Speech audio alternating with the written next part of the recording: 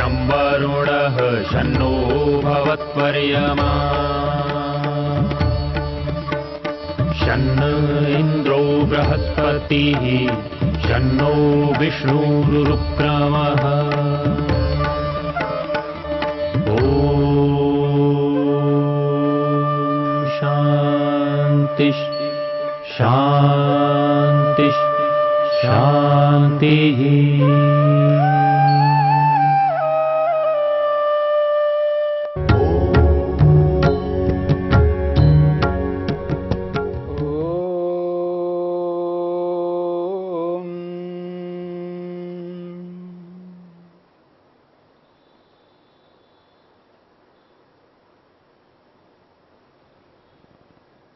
मन की 5 वृत्तियों के अंतर्गत प्रमाण वृत्ति को लेकर के हमने विचार किया है। प्रमाण वृत्ति के बाद दूसरी वृत्ति है विपर्यय वृत्ति। विपर्यय को विपर्यय क्यों कहते हैं, महर्षि पतंजलि ने सूत्र के रूप में इसका समाधान किया है। विपर्ययो विपर्ययो मिथ्याजानम, विपर्ययो मिथ्याजानम अतदरूप प्रतिष्ठम। विपर्यय विपर्यय को समझाते हुए महर्षि पतंजलि ने सूत्र में ही स्पष्ट किया है मिथ्याजानम। विपर्यय का अर्थ मिथ्या ज्ञान है, विपर्यय का अर्थ विपरीत ज्ञान है। उस विपरीत ज्ञान को ही यहां पर मिथ्या ज्ञान के नाम से कहा है। मिथ्या ज्ञान का अर्थ है उल्टा ज्ञान, गलत ज्ञान, असत्य ज्ञान, अयथार्थ ज्ञान, यह है मिथ्या ज्ञान। मिथ्या ज्ञान को मिथ्या ज्ञान क्यों कहा जाता है, और सूत्रकार ने स्पष्ट किया यहां पर अतद रूप प्रतिष्ठम। एक होता है तदरूप प्रतिष्ठम और दूसरा है अतद रूप प्रतिष्ठम। तदरूप और अतदरूप। तदरूप का अर्थ क्या है, तदरूप को समझेंगे तो अतदरूप भी समझ में आ जाएगा। तस्य रूप तदरूप, तस्य रूप तदरूप, तस्य कस्य, जिसका ज्ञान हम करना चाहते हैं, जिस पदार्थ का ज्ञान करना चाहते हैं, जानकारी करना चाहते हैं, उस पदार्थ के लिए यहां पर तद शब्द का प्रयोग किया है। तद तस्य पदार्थस्य, रूप तद रूप, तस्य रूपम तद रूपम, यह तस्य रूप तद रूप, तस्य पदार्थस्य रूपम रूपम इति स्वरूपम। यहां रूप का मतलब है स्वरूप, उस पदार्थ का स्वरूप।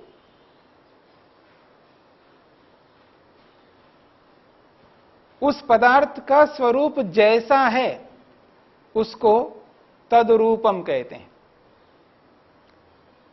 जिस पदार्थ को हम जानना चाहते हैं, प्रमाता आत्मा जीवात्मा जिस पदार्थ का ज्ञान करना चाहता है, उस पदार्थ का जो रूप है यानी जो स्वरूप है, वो पदार्थ जिस रूप में भी है उसी रूप को तदरूप कहा है। जिस स्वरूप में वो पदार्थ है उसी स्वरूप को यहां पर तदरूप शब्द से स्पष्ट किया है।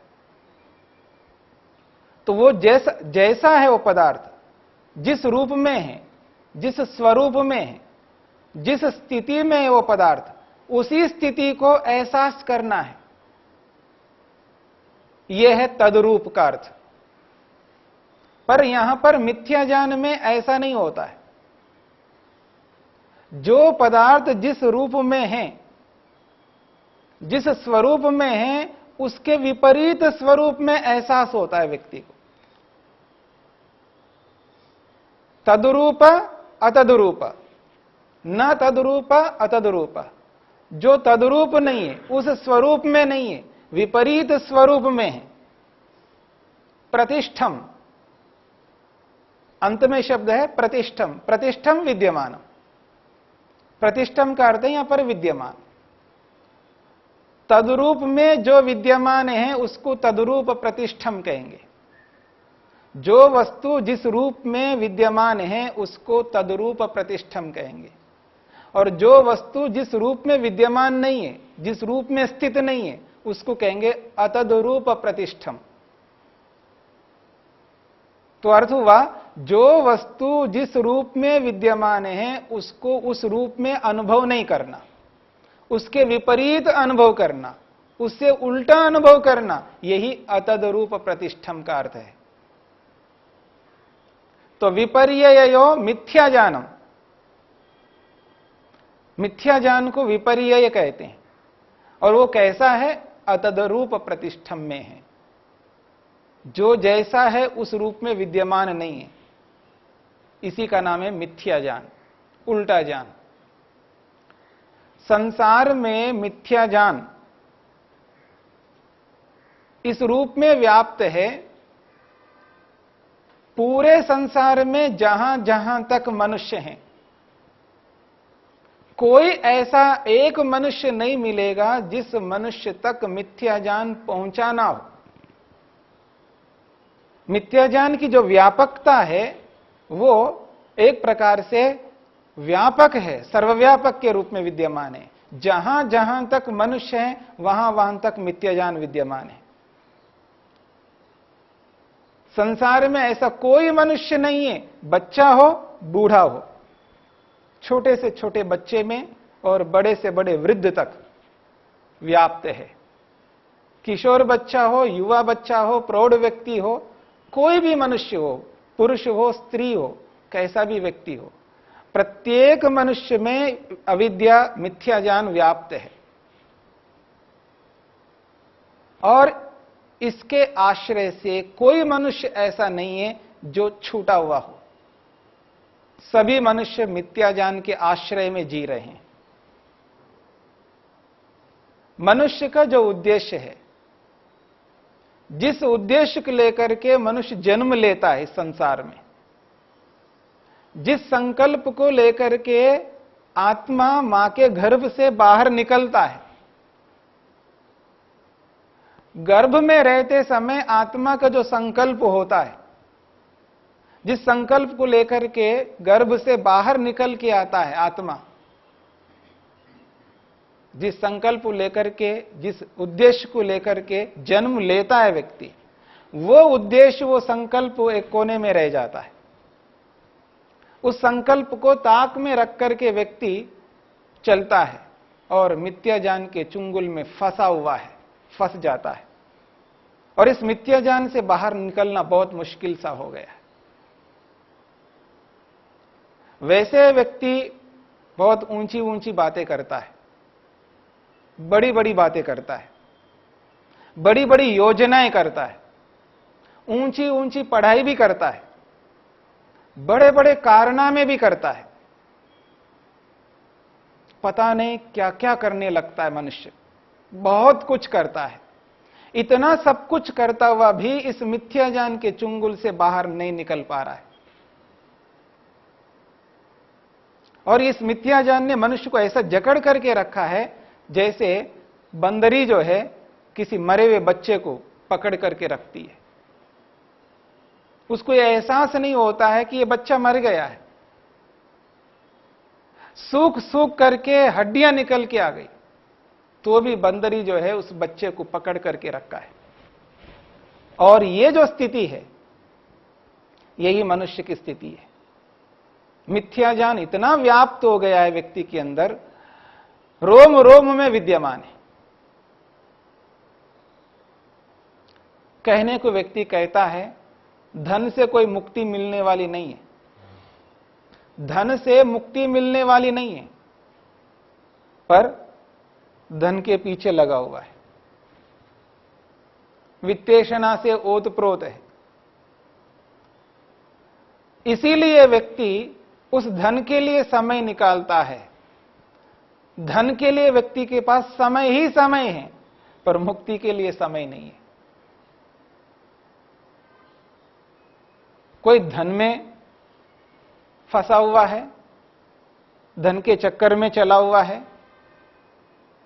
कोई व्यक्ति रूप में फंसा हुआ है, कोई व्यक्ति खाने में फंसा हुआ है, कोई पुस्तकों में फंसा हुआ है, कोई व्याख्यान देने में फंसा हुआ है, कोई आश्रम बनाने फंसा हुआ है।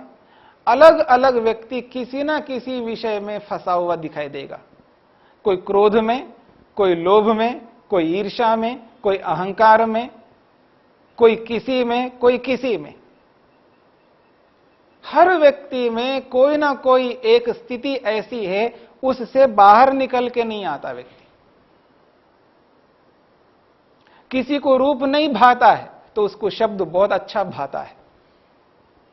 किसी को शब्द नहीं भाता है तो किसी को रस बहुत अच्छा भाता है, अच्छे ढंग से रस में लगा हुआ है। कोई रस में लगा हुआ है तो कोई गंध में लगा हुआ है। यानी किसी न किसी रूप में, रस में, गंध में, स्पर्श में, शब्द में आदमी जकड़ा हुआ है। कोई जमीन के पीछे लगा हुआ है, कोई मकान के पीछे में लगा हुआ है, कोई गाड़ियों के पीछे लगा हुआ है, कोई किसी ना किसी के पीछे लगा हुआ है। बस निरंतर उठने से लेकर के रात्रि में सोने तक। और आज व्यक्ति होश में है, और जब तक संसार में होश में रहेगा वो किसी ना किसी के पीछे लगा हुआ दिखाई देगा। तो इससे यह पता लगता है कि मिथ्या ज्ञान के जो जड़ें हैं वो कितना विशाल है, कितने व्यापक हैं। मतलब यहां पर विद्यमान है अविद्या, तो उसकी जड़ें जो हैं ऐसी फैलती जा रही हैं, फैलती जा रही है। और संसार में जिस किसी भी कोने में मनुष्य है वहां तक उसकी जड़ है।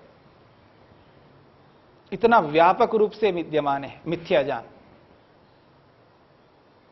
कोई ऐसा विषय नहीं है उस क्षेत्र में ये कह सके कि इस क्षेत्र में मिथ्या ज्ञान नहीं है। कोई ऐसा क्षेत्र नहीं है, सर्वत्र फैला हुआ है मिथ्या ज्ञान। और इसी मिथ्या ज्ञान के कारण से व्यक्ति चाहता हुआ भी उस लक्ष्य को सामने नहीं रख पाता है। चाहता हुआ भी इस मिथ्या ज्ञान के कारण से उसने जो संकल्प लिया हुआ है, उस संकल्प को पूरा करने के लिए उद्यम, मेहनत, पुरुषार्थ जैसा व्यक्ति को करना है वैसा उद्यम नहीं कर पाता है। उसने संकल्प ले रखा है कि मेरे को ऐसा ही करना, उसका उद्देश्य सामने भी है, लेकिन उस सामने उद्देश्य जो रहा है उसको ध्यान नहीं दे पाता है इसी मिथ्या ज्ञान के कारण से। उसको पता है ईश्वर मेरे को देख रहा है, सुन रहा है, जान रहा है, छोड़ेगा नहीं मेरे को ईश्वर। फिर भी ईश्वर को एहसास करता हुआ, ईश्वर को व्यापक भी मानता हुआ, ईश्वर को सर्वशक्तिमान मानता हुआ भी इसी मिथ्या ज्ञान के कारण से उन कार्यों से बाज नहीं आता।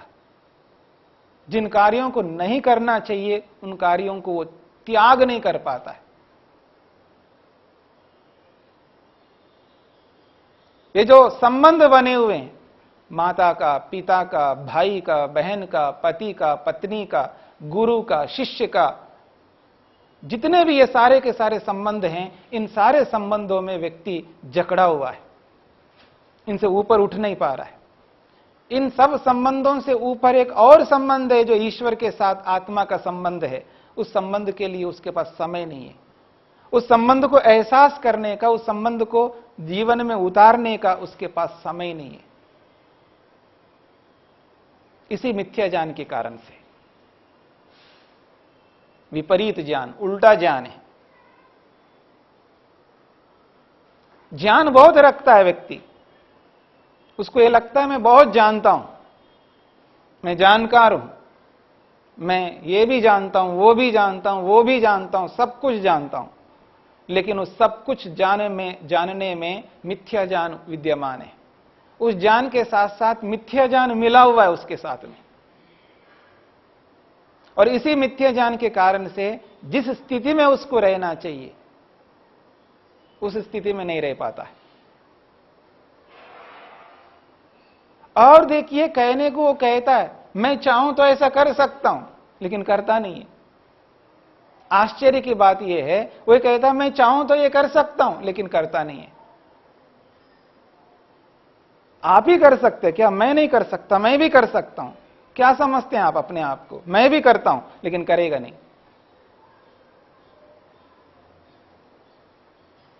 आपको ही बोलना आता क्या? दुनिया में आप अकेले हैं बोलने वाले। मेरे को भी बोलना आएगा, लेकिन बोलता नहीं। मैं रोक सकता हूं, ऐसा नहीं कि मैं नहीं रोक सकता, लेकिन रोकता नहीं।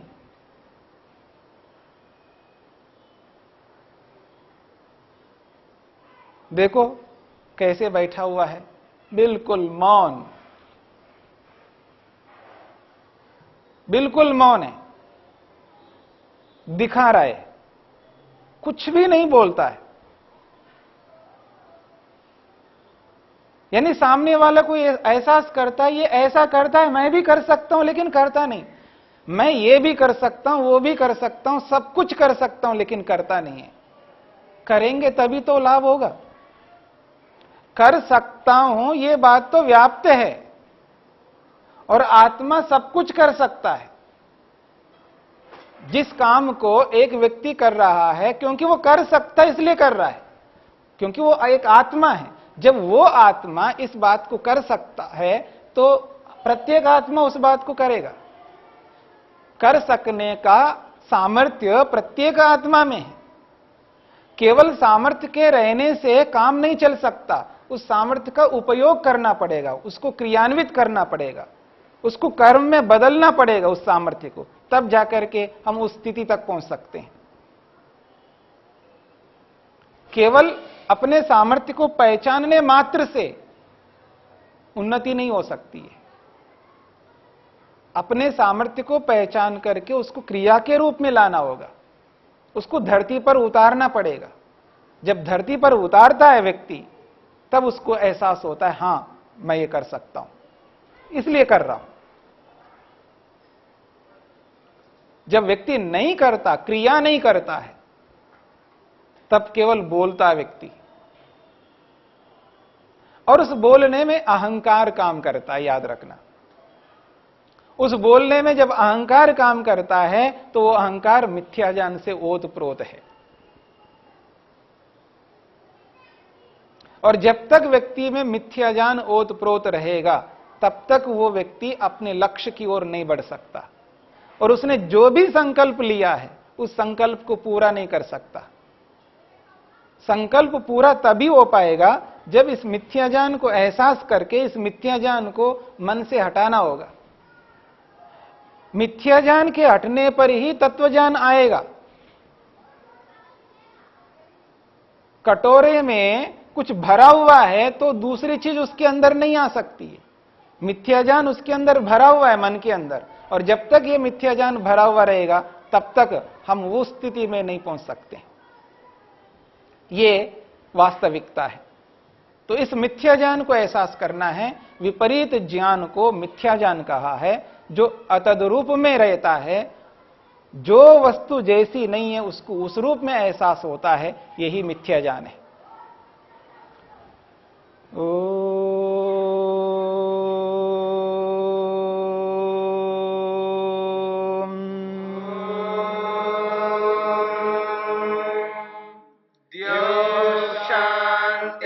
शांतिरंतरिक्षं शांति पृथिवी शांतिरापः शांतिरोषधयः शांतिः वनस्पतयः शांतिर्विश्वे देवा शांतिर्ब्रह्म शांति सर्वं शांति शांतिरेव शांति शांति